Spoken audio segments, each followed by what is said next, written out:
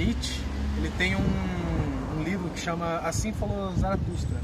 E nesse livro tem um personagem lá que ele é uma grande orelha e o resto é atrofiado. Ele representa a ciência. Você estuda tanto algo que você foca naquilo.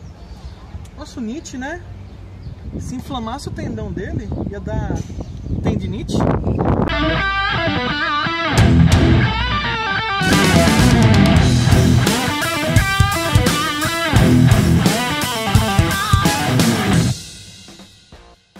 E aí, galera do Inteiramente, o seu espaço interdisciplinar. Eu sou o Guilherme Aparecido, da Biologia, e mais uma vez com um tema interdisciplinar para vocês. Estou aqui com um amigo que já apareceu por aqui, certo? Sou o Alessandro, sou da Filosofia. Obrigado aí por de novo me convocar aqui, né, para ajudar. Vamos tentar passar um pouquinho mais de conhecimento. Sucesso! Bom, a gente vai então tentar ali relacionar mais uma vez a ciência com a filosofia, que é uma área, né, a base para a maioria, se não todas as outras áreas do conhecimento, né? Então a filosofia está aí, surgiu como uma interpretação de pensamento. Se você ainda não assistiu, clica ali para você ver o episódio que a gente falou disso, né? Sim. E vamos tentar abordar um pouco a respeito de corrente filosófica. O que a gente pode dizer de corrente filosófica?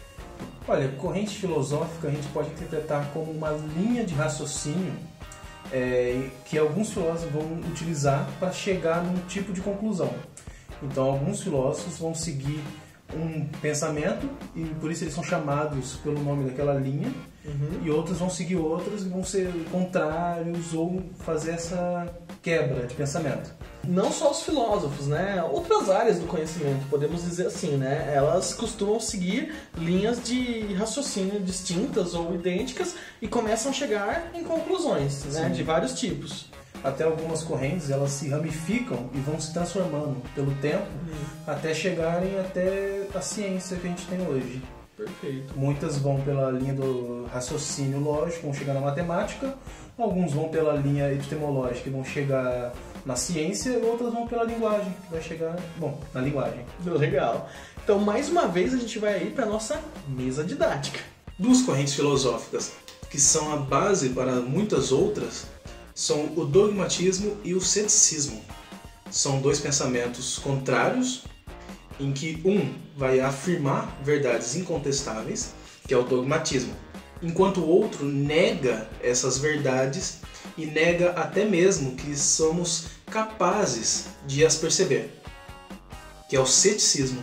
Como exemplo do dogmatismo, temos a teologia, que afirma verdades absolutas e que são a base para todo o seu conhecimento e estudo. Já no ceticismo, que nega essas verdades absolutas, temos a questão de duvidar das coisas e por isso querer prová-las e testá-las para saber se chegamos a um resultado, que são as ciências. Dogmatismo a gente pode usar como referência a filosofia de Platão, que ele pode ser interpretado como dogmático porque ele parte de algumas verdades para depois estabelecer a filosofia dele, dizer o que ele quer dizer. E no ceticismo, o exemplo mais clássico de todos é o de Descartes, que ele nega tudo. Ele nega até a própria existência para depois ele chegar a fazer um raciocínio, o famoso cogito ergo sum, de que ele existe para depois ele provar o resto. O penso logo existo, né? Isso. Olha em latim, que é o, por exemplo, né? Você pode duvidar de tudo, né? Menos de que você está duvidando. Isso. Você está duvidando é real, né? Se existe a dúvida, tem o duvidador. Então prova a existência dele. Até porque, né? Pode ser que estamos no Matrix, por que não, né? Sim, tem essa brincadeira aí na filosofia. As ciências, podemos entender que agora é uma área do conhecimento totalmente investigativa e ela segue um certo método. Esse método é o tal chamado método científico, ou também conhecido como método hipotético-dedutivo. Ela é baseada em algumas etapas. A primeira é a observação. É o momento que você observa um fenômeno e consegue constatá-lo de maneira empírica, ou seja, com seus sentidos naturais. O segundo passo é a problematização. Ou seja, você começa a fazer perguntas em cima dessa observação, em cima desse fenômeno. A terceira parte é a parte de gerar hipóteses, é a parte de dar palpites. Por que você acha que acontece esse fenômeno? Quais são as respostas para essas perguntas que você gerou? Na maioria das vezes são geradas duas hipóteses. O quarto passo, agora você vai ter que fazer o quê? Após esse palpite, você vai ter que ter evidências para fazer experimentos e gerar dados a respeito desses palpites, a respeito dessas hipóteses. Após esses experimentos, após a fase de experimentação, você tem o quinto passo, que é a análise dos dados, é a análise dos resultados que você teve na experimentação. Lembrando que na maioria das vezes essa experimentação é feita por dois grupos. Um grupo controle, que você não altera nada, e um outro grupo que é o chamado grupo variável. Como o próprio nome diz, você altera algumas variáveis.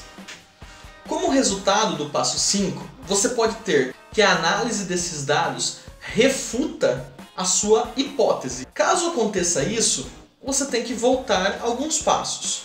Pode ser o 1, 2 e o mais comum seria o 3. Ou essa análise pode corroborar, ou seja, colaborar com as hipóteses. Então você aceita esses resultados e você chega no sexto passo, que é a conclusão. Essa corrente filosófica, então, que é um método científico, né, a gente tem que ter em mente que ela foi se modificando e ela ainda se modifica ao longo do tempo. Mas a raiz dela, né, esses passos e tudo mais, pode alterar uma coisa ou outra, né, mas ainda assim ela segue dessa premissa, desse princípio. Hoje em dia a gente tem as áreas do conhecimento mais claras que usam esse método, né, a fundo ali, que é a biologia, a física, a química e a geologia. Algumas outras áreas podem também usar esse método, podem simplesmente fazer esses passos, né, e de certa forma, né, fazer ciência, né, a partir de experimentação, observação. E é até interessante também notar que a ciência ela vem evoluindo, não só no modelo do que está fazendo, da pesquisa que ela tem, como também no modo de se fazer. O método científico também pode ser acrescentados pontos como a falseabilidade. Algo Popper, né? Isso. Popper, que é algo ser passível de ser falso para eles poderem ser testável. Perfeito. Fazendo isso, você está colocando mais coisas para formar um pensamento concreto, ter um resultado melhor. E a partir do momento, né, que você não tem aquela certeza absoluta, aquela verdade incontestável, significa que você pode modificar, né? Que você pode descobrir coisas novas ou ainda modificar. E essa é a vantagem desse método investigativo, né? Desse método científico, o benefício da dúvida. Sim, e a dúvida, bom, é um dos princípios de todo o conhecimento. Você duvidar para poder testar e chegar a alguma conclusão em algum momento. A dúvida é o preço da pureza. E é inútil ter certeza. Isso aí é Humberto Gessinger. Karl Popper. E esse foi o nosso Inteiramente de hoje, galera. Mais uma vez aí a gente fazendo a interdisciplinaridade para vocês, mostrando a base, por exemplo, da biologia, que veio justamente da onde? Da filosofia, né? Ale, muito... desculpa.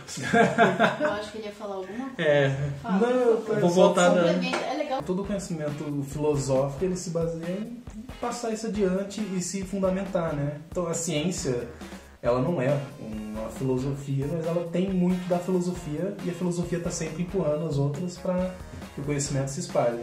O importante do filósofo é buscar o conhecimento. Excelente, busca o conhecimento, né? E como disse um dos maiores filósofos do Brasil, o ET Bilu. ET Bilu, busca conhecimento, né?